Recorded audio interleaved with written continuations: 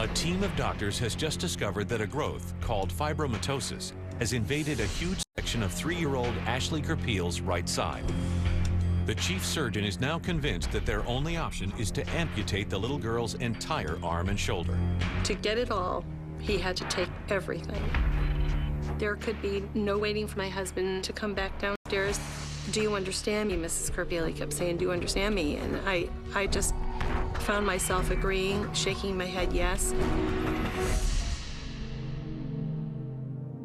Carol came and got me and said that the surgery was so invasive that it got to a point that there were basically just ligaments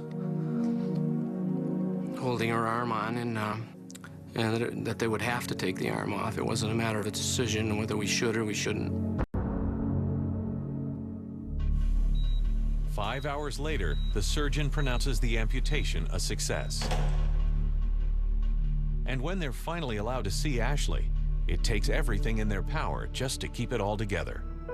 I couldn't quite focus. I knew that I was going to have a child with no arm, but at the same time, the demon would be out of her body.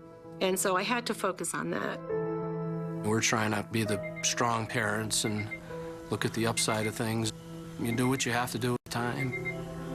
She was on a lot of machinery. I remember hearing the sounds of the pumps, and where her arm and shoulder were was a big pillow. The next day, the Kerpeels are told that Ashley needs to begin physical therapy immediately. She had to get up and start walking right away, so they brought a little doll's carriage in, and they asked her to push it down the hall. And before we knew it, she was pushing that stroller down the hallway. And I remember distinctly the doctor saying, it seems like she'll be more of a fighter. Over the course of the next 2 weeks, Ashley exceeds everyone's expectations. And the doctor soon decides that she's strong enough to go home for the Christmas holidays. Having Ashley home was wonderful. She's a bright, wonderful child. But as little Ashley begins getting used to life with one arm, Fred and Carol are having a much harder time adjusting to how the world sees their daughter. She went from a healthy little girl to a girl with one arm. She was pretty astounding to look at. 1/4 of her body was missing. As the harsh new reality sinks in, the young parents vow to do all that they can to help their only daughter lead a full and productive life. Ashley was still Ashley. There was no doubt about that. I mean, she was a darling little girl. Slowly, the family begins to reestablish a sense of normalcy, but it's not to last.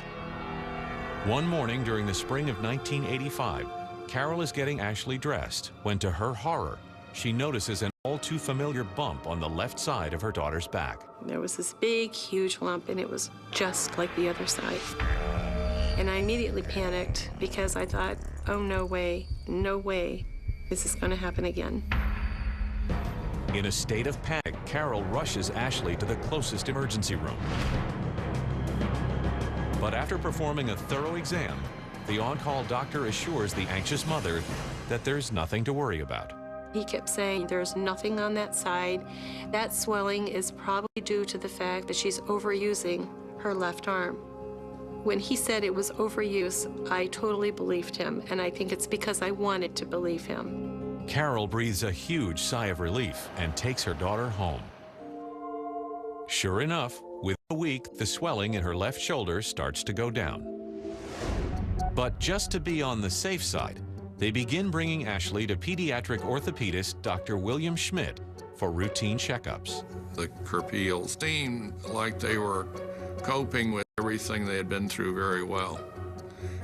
Probably more than I would have. But during the first couple of visits, Carol begins to notice an alarming new pattern of behavior. She would run to the elevator to hit that button, and she couldn't reach that button no matter how hard she tried. I said, come on, Ashley, you can do it. Get that arm up there. And she kept saying, but I can't, it hurts. If I do that, it hurts. After all that Ashley's been through, the Kerpeels can't bear the thought of anything else going wrong. She demonstrated her lack of motion of one shoulder and one arm, and I just was very suspicious. Little do the Kerpeels realize that during this seemingly routine visit, their life is about to spiral out of control again. Concerned by the development, Dr. Schmidt orders an x-ray of Ashley's left shoulder. And almost as soon as he sees it, he realizes that something is very wrong. I obtained an x-ray which revealed some calcification in the paravertebral muscles. Calcification is the laying down of calcium and bone in the muscle. Fibromatosis does not, as a rule, develop any calcification. At that point, I didn't feel that she had fibromatosis. I couldn't believe he was saying that to me. We had just gotten an okay to continue with our lives. My first reaction is seeing that she had undergone the amputation based on the diagnosis of fibromatosis. To say I was overwhelmed was putting it mildly. The findings to me were very definite, but I just was hoping I might be wrong.